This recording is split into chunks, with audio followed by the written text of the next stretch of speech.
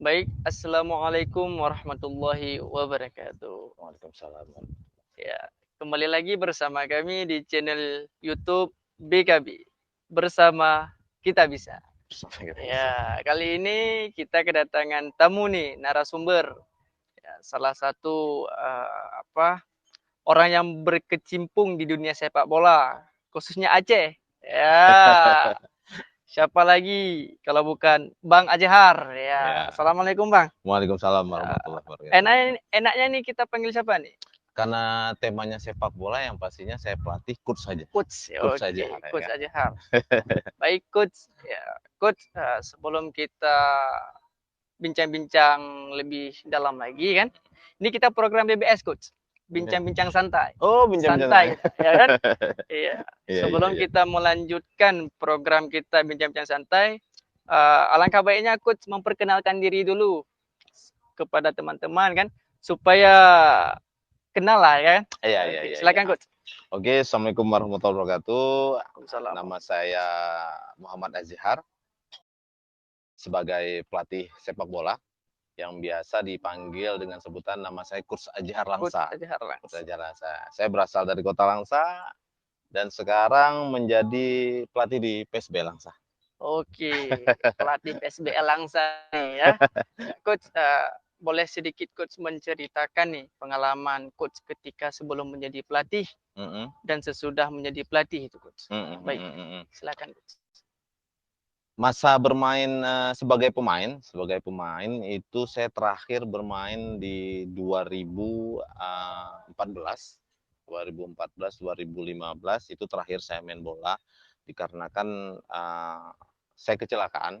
Saya mengalami kecelakaan ditabrak oleh anak-anak muda yang mengakibatkan, kaki saya, patah di bagian tapak kaki. Tapi bukan itu juga yang ingin saya ceritakan, yang pastinya berakhir saya sebagai pemain itu di 2014, 2015. Ah, Sebelumnya yang pastinya saya bermain di PSBL, ya di tim-tim Aceh lainnya juga ada.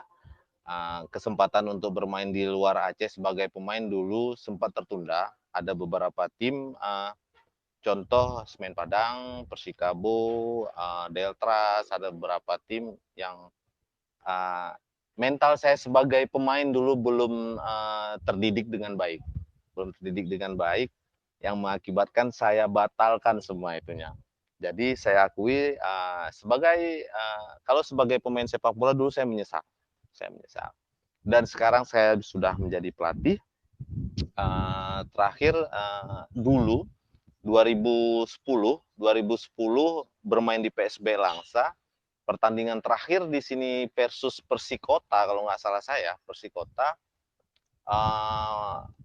libur 5 hari, bukan libur, tapi latihan 5 hari, berangkat langsung ke Bogor. Tapi masa persiapan 5 hari itu saya gunakan untuk mengambil lisensi di Lisensi. Lubuk Pakam. Di Lubuk Pakam. Kebetulan ada beberapa orang di sana yang membantu, termasuk orang PSMS, teman-teman saya juga dulu, karena saya sempat diajak juga ke PSMS, tapi saya tidak bisa, jadi saya minta bantuan sama mereka untuk bisa menjadi pelatih. Jadi ngambil kursus lisensi D pada tahun 2010. Ini Iya. cerita pengalaman kenapa sekarang bisa jadi pelatih. Berlanjut setelah ngambil lisensi itu masih main liga itu liga masih berjalan. Saya minta izin sama pengurus PSBL, ada urusan keluarga, padahal saya mengambil lisensi. Satu orang pun tidak ada yang tahu. Satu orang pun tidak ada yang tahu. Nah, jadi saya ambil lisensi, saya masih aktif bermain dengan niat dapat sertifikatnya saya simpan di lemari. Saya simpan di lemari. Tidak ada yang tahu bahwa saya sudah punya sertifikat lisensi D waktu itu. Pada saatnya nanti sertifikat itu akan saya gunakan sebagai pelatih ataupun untuk hal-hal yang lainnya. Rupanya tahun 2018 punya teman memberi kabar tentang kursus pelatih CIFC. Ada beberapa teman kasih masukan, ayo ambil supaya apalagi kamu punya lisensi nggak? Saya punya, saya bilang. Ya udah, saya daftarkan diri ke PSSI untuk mengikuti itu, dan PSSI memberikan tawaran di beberapa tempat, Jakarta, Medan, Padang, Pekanbaru, dan Maluku untuk ngambil si AFC. Lalu saya mengambil kesimpulan, saya mengambil di Maluku. Cuman PSSI bertanya, kenapa coach ngambil yang jauh? Kan Maluku jauh nih, kenapa Iya. nggak ngambil yang Medan? Kenapa nggak ngambil yang Medan yang deket, yang modalnya cuman ongkos taksi aja? Nah, sedangkan ke Maluku kita harus naik pesawat.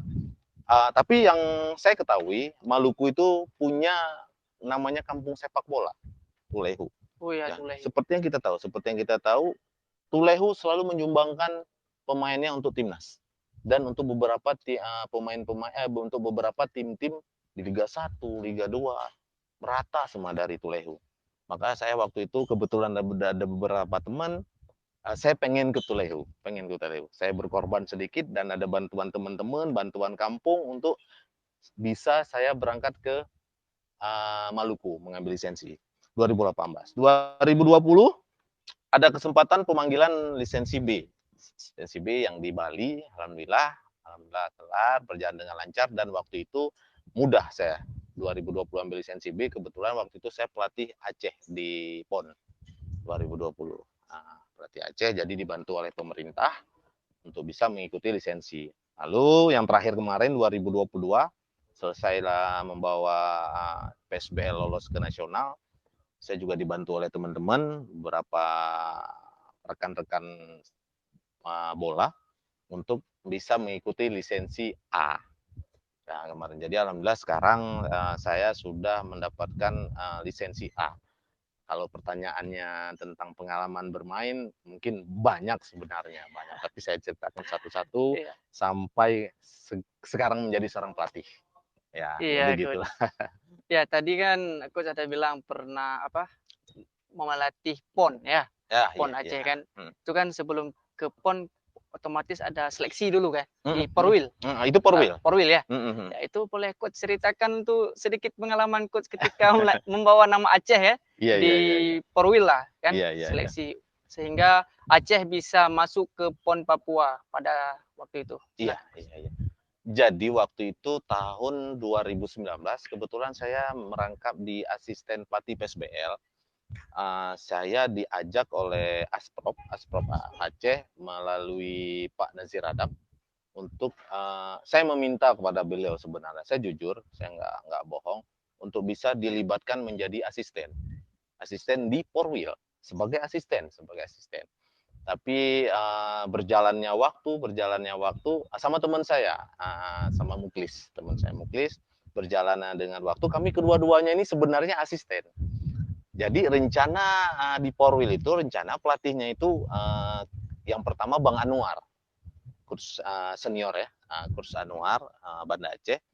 Tapi karena berhalangan beliau ada kegiatan tentang kantor yang mungkin nggak bisa untuk bisa melatih di sepak bola, beliau nggak siap waktu itu. Jadi lalu prioritas keduanya kurs Ahyar Ilyas. Nah ini yang saya ketahui ya, kurs Ahyar Ilyas. Kebetulan kurs Ahyar kan asisten juga di Persiraja. Asisten di Persiraja yang mana kebetulan Persiraja waktu itu lolos 8 besar di Liga 2. Yang lolos 8 besar di Liga 2. Jadi kurs Ahyar juga waktu itu nggak bisa karena terikat kontrak dengan Persiraja. Beliau nggak berani mengambil keputusan mundur dari Persiraja mengambil PON. Ya. Profesional Iya, beliau, betul, betul. profesional beliau. Jadi di situ Asprop, ya, terutama Koni juga bingung untuk menentukan siapa pelatih Aceh. Nah, waktu itu kebetulan saya lisensi saya sudah C AFC. Secara regulasi mungkin di Porwil waktu itu harus AFC ditentukan saya sebagai pelatih. Jadi niat awalnya sebagai asisten ingin belajar, rupanya Allah berkehendak lain. Ajar kamu pelatih kepala sekarang. Waktu itu 2019. Kalau tentang pengalaman Porwil, itu pengalaman sebenarnya nggak mudah. Kita di sepak bola itu, di pemerintah dan di KONI itu, sepak bola itu jadi prioritas keempat loh. Berarti kalau prioritas keempat itu berarti kan nggak dianggap kita nih. Iya. Kita disepelekan waktu itu. Disepelekan, maaf cakap bahasanya itu, kayaknya Aceh ini nggak yakin dengan tim sepak bolanya. Kita ini nggak diyakini untuk bisa lolos ke PON Papua.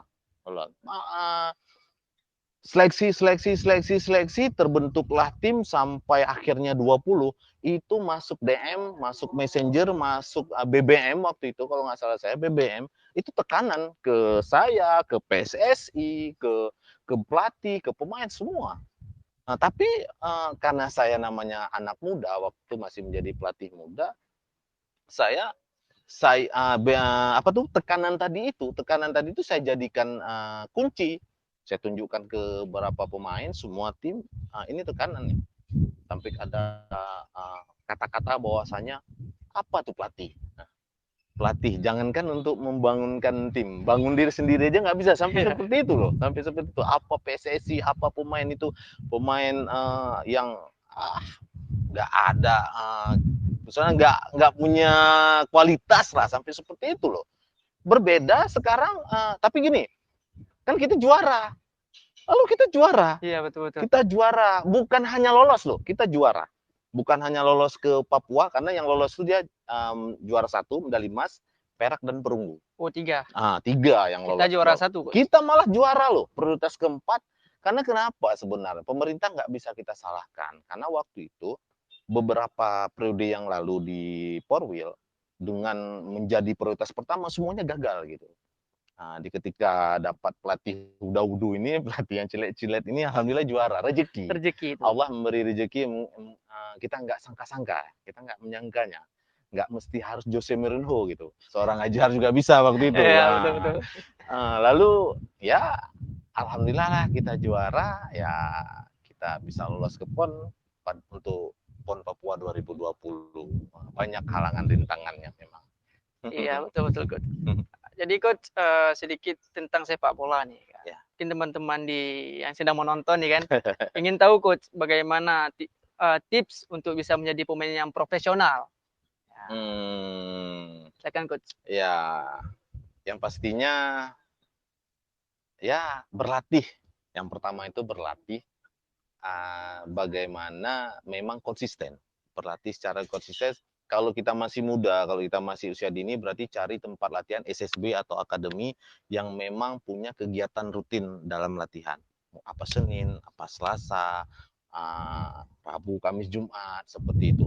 Tetap berlatih, karena sepak bola ini kan yang pasti olahraga fisik. Nah, kalau tanpa berlatih nggak mungkin. Kalau kita ngopi-ngopi aja tiba-tiba main bola, nggak mungkin bisa jago kita. Nggak mungkin. Cristiano Ronaldo aja latihannya kayak orang gila ya kan. Ngeri dia latihan. Lalu yang kedua yang pastinya harus mengatur istirahat gitu, kayak pola makan, istirahat. Karena yang kami ketahui para insan bola ini, istirahat itu adalah bagian dari latihan. Karena contohnya begini, ini sekarang saya termasuk kritis terhadap pemain-pemain bola di Langsa dan Aceh.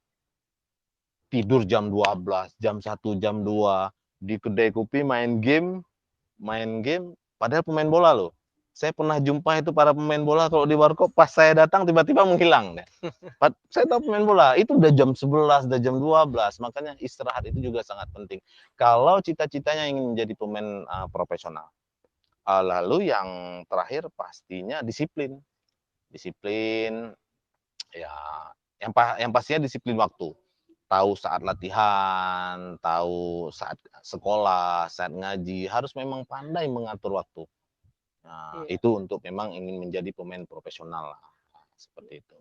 Pandai mengatur lah segalanya. Yang paling penting berarti pandai mengatur waktu. Pandai mengatur waktu. Iya, betul. Lalu Coach, bagaimana pendapat Coach tentang seleksi timnas U17 nih Coach? Ya, kan? Kebetulan sekali nih, tadi saya sempat buat status ya. Saya sedikit, bukan sedikit kecewa sih, ya bukan kecewa, bukan gini. Bagaimana seleksi pemain itu punya 8 karakter dari PSSI itu. Punya 8 karakter itu, di situ termasuk ada mental, disiplin, habis itu pemain harus punya PO to make yang tinggi, rata-ratanya standarnya tinggi gitu.